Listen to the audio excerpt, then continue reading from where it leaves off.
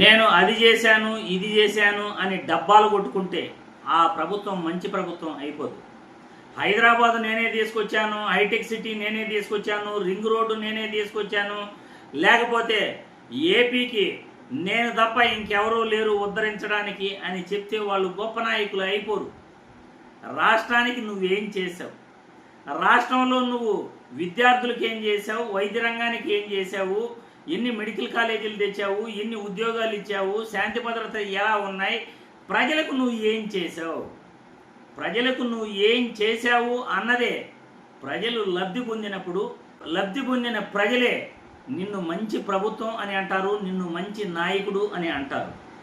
ఇక్కడ ఇదంతా ఎందుకు చెప్తున్నానంటే 2014 నుండి 2018 వరకు ఎన్ని ఉద్యోగాలు చంద్రబాబు నాయుడు ఇచ్చాడు, 2019 నుండి 2022 వరకు జగన్మోహన్ రెడ్డి ఎన్ని ఉద్యోగాలు ఇచ్చాడు, ఇదంతా కూడా కళ్ళకు కట్టినట్లు రాజ్యసభలో క్వశ్చన్ అవర్లో ఎన్ని ఉద్యోగాలు ఇచ్చింది అనే దానికి ఒక నిదర్శనం క్లియర్గా లెక్కల రూపంలో ఆంధ్రప్రదేశ్ రాష్ట్రంలో పిఎఫ్ అకౌంట్లు ఎంతమంది చేసుకున్నారు, 2018-19 వరకు ఎంతమంది పిఎఫ్ అకౌంట్ హోల్డర్లు ఉండేవాళ్ళు, 2019 తర్వాత ఎంతమంది వైసీపీ ప్రభుత్వంలో పిఎఫ్ అకౌంట్ హోల్డర్లు ఎంతమంది ఉన్నారు అనే దాన్ని బట్టి రాష్ట్రంలో ఎన్ని ఉద్యోగాలు ఇచ్చింది క్లియర్గా తెలిసిపోతూ ఉంది.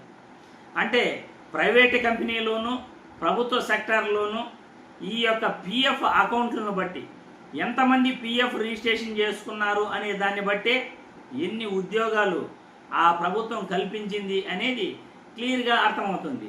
ఇక్కడ మీ అందరికీ కూడా కొన్ని వాస్తవాలు చూపిస్తాను. 16 లక్షల ఉద్యోగాలు 2019 నుండి 2022-23 అకాడమిక్ ఇయర్కి 16 లక్షల ఉద్యోగాలు అన్ని ప్రభుత్వ ప్రైవేటు ఉద్యోగాలు మన ఆంధ్రప్రదేశ్ రాష్ట్రంలో జగన్మోహన్ రెడ్డి ప్రభుత్వం ఇవ్వటం జరిగిందని ఇక్కడ గణాంకాలే చెప్తున్నాయి. 2018-19 వరకు 44,85,974 మంది పిఎఫ్ అకౌంట్ హోల్డర్లు ఉంటే 2022-23 సంవత్సరానికి 60,73,690 మంది పిఎఫ్ హోల్డర్లు రిజిస్ట్రేషన్ చేసుకున్నారు. అంటే దాదాపు కూడా 16 లక్షల మందికి ఉద్యోగాలు వచ్చాయి. మంచి మంచి ఆర్గనైజేషన్లో వాళ్ళకు ఉద్యోగాలు రాబట్టే వాళ్ళు పిఎఫ్ అకౌంట్ రిజిస్ట్రేషన్ చేసుకున్నారు, పిఎఫ్ అకౌంట్ హోల్డర్లు అయ్యారు.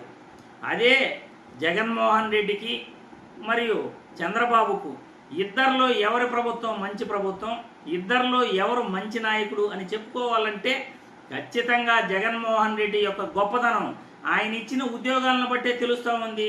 వైసీపీ ప్రభుత్వంలో 16 లక్షల మంది పిఎఫ్ అకౌంట్స్ రిజిస్ట్రేషన్ చేసుకున్నారు అంటే దాదాపు కూడా 16 లక్షల ఉద్యోగాలు కేవలం 2019 నుండి 2023 లోపల 16 లక్షల ఉద్యోగాలు జగన్మోహన్ రెడ్డి ఇవ్వగలిగాడు. అది 2023-24 సంవత్సరానికి ఆ సంవత్సరానికి లెక్కలు బయట రాలేదు. మొత్తం దాదాపు కూడా 60 లక్షల పైనే పిఎఫ్ హోల్డర్లు 2022-23 సంవత్సరానికి ఉన్నారు. అదే వైఎస్ జగన్మోహన్ రెడ్డి యొక్క గొప్పతనం.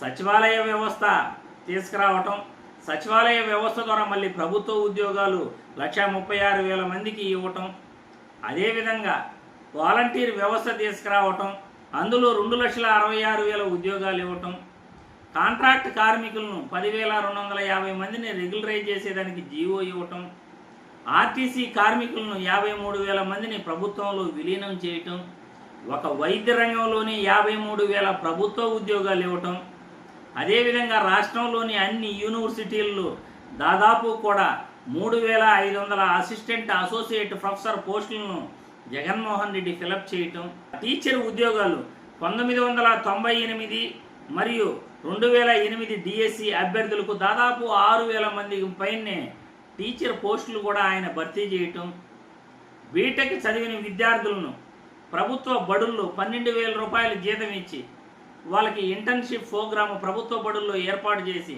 12,000 జీతం ఇచ్చాడు. ఇవన్నీ కూడా ఉద్యోగాలు కావా?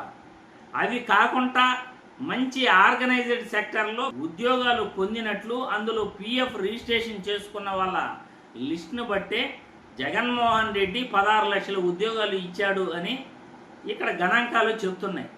ఇది జగన్మోహన్ రెడ్డి యొక్క గొప్పతనం. ఇన్ని ఉద్యోగాలు చంద్రబాబు జీవితంలో 15 ఏళ్ళు ముఖ్యమంత్రిగా ఉండగా ఇన్ని ఉద్యోగాలు ఎప్పుడైనా ఇచ్చాడా? ఉంటే లెక్కలు చూపండి. 2018-19 వరకు దాదాపు 44 లక్షల మంది ఉన్నారు రాష్ట్రంలో ఉద్యోగం చేసేవాళ్ళు, పిఎఫ్ అకౌంట్ హోల్డర్లు. 2018-19 తర్వాత 2023కి దాదాపు 60 లక్షల మంది పైనే ఉన్నారు. అంటే 16 లక్షల ఉద్యోగాలు వైసీపీ ప్రభుత్వంలో వచ్చాయన్నది 100% గణాంకాలు పార్లమెంట్లో ప్రవేశపెట్టిన ఆ బిల్లు ద్వారా క్లియర్గా లెక్కలు మీరందరూ కూడా చూడటం జరిగింది. ఇదే వైఎస్ జగన్మోహన్ రెడ్డి యొక్క గొప్పతనం.